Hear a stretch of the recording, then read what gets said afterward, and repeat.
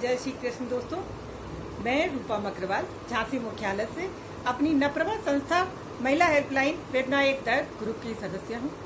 आज मैं देश के उन लोगों से अपने विचार व्यक्त करना चाहती हूं जो लोग अपनी विकृत मानसिकता के चलते अपनी ही मासूम बेटियों को कोख में मार देने का भयानक अपराध करते हैं।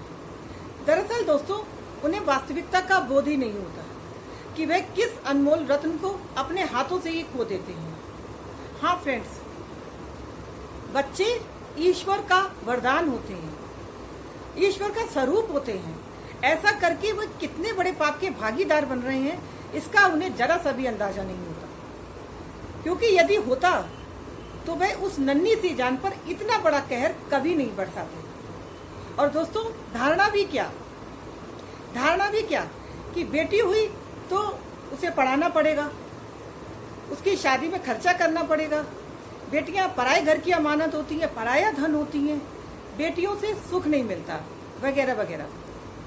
तो आज हम आप लोगों से पूछना चाहते हैं कि क्या बेटों को नहीं पढ़ाना पड़ता? क्या बेटों की शादी में खर्चा नहीं करना पड़ता? क्या बेटों को रोजगार नहीं कराना पड़ता?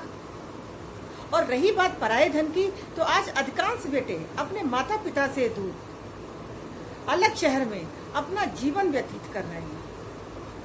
हाँ दोस्तों, आज हम आप लोगों से बेटियों की महानता का वर्णन नहीं करेंगे और ना ही हम बेटों की महानता को किसी से कम आंकेंगे।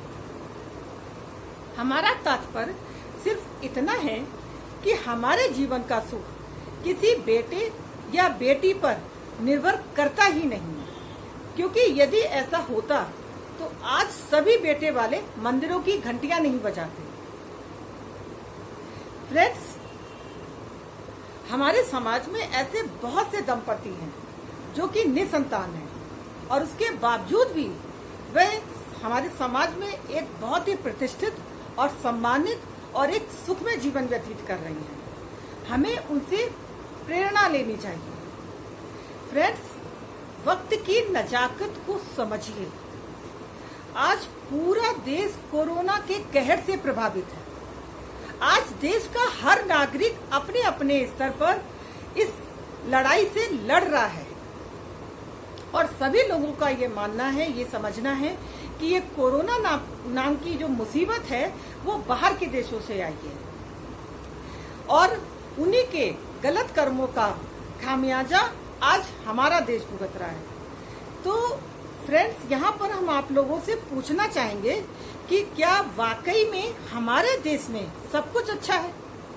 क्या हमारे देश में मासूम बेटियों के साथ दिल दहला देने वाली घटनाएं घटित नहीं होती हैं? क्या हमारे देश में अजन्मी बेटियों को सड़कों के किनारे नहीं फेंका जाता है? क्या हमारे देश की बहुएं घरेलू हिंसा का शिकार नहीं है? क्या हमारे देश में एक इंसान दूसरे इंसान का बैरी नहीं है? क्या वाकई में आज प्रकृति से इतनी बड़ी चूक हुई है कि वह किसी और के पापों की सजा किसी और को दे रही है? विचार अवश्य करिएगा दोस्तों। जाते जाते हम बस अब इतना ही कहना चाहेंगे कि फ्रेंड्स, हमारी लड़ाई कोरोना से नहीं है, हमारी लड़ाई किसी वायरस से नहीं है, हमारी लड़ाई हमारी प्रकृति से है जो हमसे नाराज हो गई है। और इस लड़ाई को हम तभी जीत सकते हैं जब हम अपनी भावनाओं को स्वच्छ करें, अपनी भावनाओं को सुंदर करें और अपने विचारों को विराट करें। तत्पश्चात हम इस धर्म युद्ध को जीत सकते हैं और यकीनन तब हम एक सुरक्षित वातावरण में, एक स्वस्थ वातावरण में सांस ले सकेंगे। और आपकी सुरक्षा ही हमारा दायित्व है, आपकी वेदना ही हमारा दर्द है। धन्यवाद।